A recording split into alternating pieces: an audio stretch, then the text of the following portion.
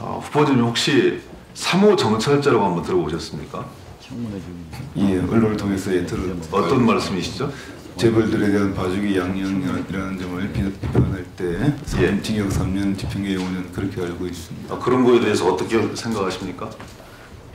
아마 이제 좀 전에 특별 여기 양형 기준이라는 것이 확립되기 이전에 아마 이제 그 법원에서 일부 그런 관행은 양형 관행은 있었던 것으로 확립되기 이전에 일부 양형 관행이라고요? 양형위원회에 의한 양형 기준 이 도입되기 이전에 제가 한번 읽어드릴까요? 2000년부터 시작된 그 재벌 총수들에 대한 사법 판단들을 제가 한번 쭉 불러드릴게요.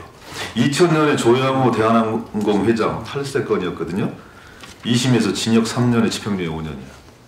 2003년도에 최태원 SK그룹 회장 배임입니다. 2심에서 징역 3년에 집행유예 5년입니다. 2003년 손길승 SK그룹 회장 배임입니다. 2심에서 징역 3년에 집행유예 5년이에요. 2006년에 박용성 두산그룹 회장 횡령 1심에서 징역 3년에 집행유예 5년입니다. 2007년 박용호 두산그룹 회장 횡령입니다. 1심에서 징역 3년에 집행유예 5년입니다. 2008년 정몽구 현대차그룹 회장 횡령 2심에서 징역 3년 집행유예 5년입니다. 2009년 이건희 삼성그룹 회장 1심 징역 3년 집행유예 5년이에요. 2014년 김승현 하나그룹 회장 파기환송심에서 징역 3년 집행유예 5년입니다. 조금 더 과감해졌는데요. 이재용 부회장 징역 3년 징역 2년 6개월 집행유예 4년입니다. 일부에 국한된 건 아니고 2000년도부터 지금이 2020년이니까 한 20년 동안 그렇게 해왔다면 모든 국민들이 법 앞에 평등하다, 법 앞에 모든 국민들이 평등하다 이렇게 느낄 수 있겠나요?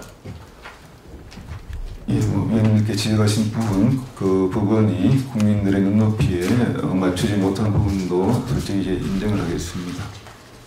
제가 인사청문회, 대법관 인사청문회 5번째 모시는데요. 말씀은 그렇게 주셨는데 실제 그게 현실에서 적용이 되어서 개선이 되고 있는 지극히 의문입니다. 구두선에 그치면 안 되는 거잖아요.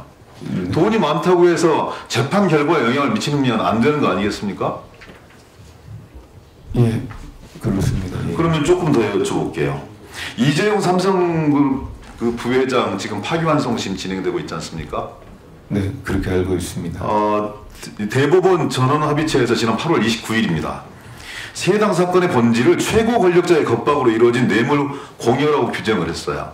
그래서 이재용 부회장에게 징역 2년 6개월에 집행유예 4년을 선고한 2심의 판단이 잘못됐다라고 인정하고 파기환송심 결정한 바 있습니다. 뇌물 공여액을 36억에서 86억까지 폭넓게 인정했습니다. 그러면 좀 더 엄하게 재판해라 이런 취지 아니겠어요? 저도 언론 보도를 통해서만 파악하고 있고 구체적으로 뭐 그렇게 깊게 생각은 못 해봤습니다. 그런데 파기환송심 진행하는데 1심 공판부가 뭐라고 그런지 압니까? 1993년 독일 프랑크푸르트에서 당시 만 51세 이건희 총수는 낡고 썩은 관행을 버리고 사업의 질을 높이고자 이른바 삼성 신경영 선언을 하고 위기를 과감한 혁신으로 극복했다. 2019년 똑같이 만 51세가 된 이재용 삼성그룹 총수의 선언은 무엇이고 또 무엇이어야 하느냐. 유무죄와 양형 기준을 판단하는 파기환송심 첫 공판에서부터 재판부가 당사자의 상황을 종합해서 이렇게 당부를 남기는 것이 자연스럽습니까? 아니면 되게 이례적인 상황입니까? 사실 이거 봐주려고 작정한 거 아니에요? 어떻게 생각하세요? 예, 뭐 그런 사유가 위원님 지적하시는 것처럼 그렇게 일반적인 건 아닌 것 같습니다만 재판부 나름대로의 고민에 따른 결정이었고 제가 현재 진행 중인 사건에 대해서 우리 재판부가 모든 국민들에 대해서 모든 이 사건에 대해서 이렇게 따뜻한 배려심 많은 시각을 가지고 대해왔다면 제가 문제 삼지 않습니다. 그런데 이런 판결은 그리고 이런 재판 진행 절차는 대법원에서 파기환송한 취지 자체를 정면으로 위배하고 있는 거 아니겠습니까? 아니에요? 뭐 그렇지는 않습니다. 그렇지 않다고요? 제가 위원님 말씀하시는 제가 그 부분에 대해서 정확하게 뭐라고 말씀드리기 좀 어려운 것 같습니다. 그래요. 네. 설민수 서울 남부지법 지방 부장판사가 법원 내부 공신망 포트넷에 그렇게 썼어요. 정준영 부장판사님께 이렇게 하고요.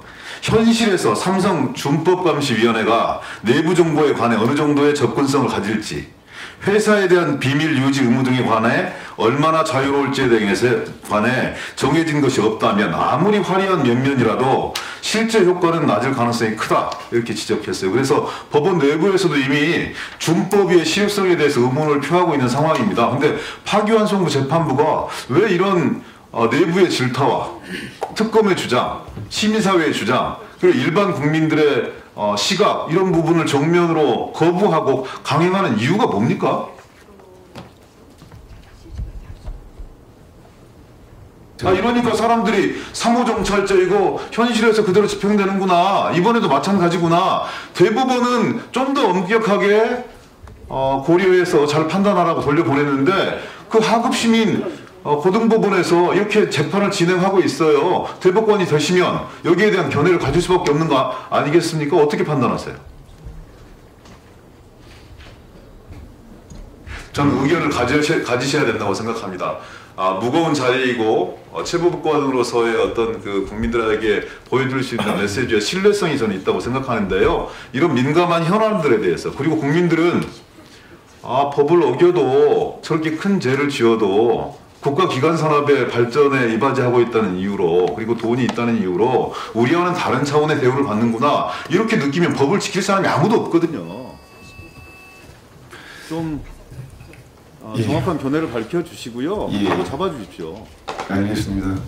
종영 의원님이 그 지적하시는 부분 정확하게 통합을 하고 있고, 재판부도 그 점 다 그 국민들의 여론들 다 그 의식하고 나름대로 판단을 하리라고 생각하고 있습니다.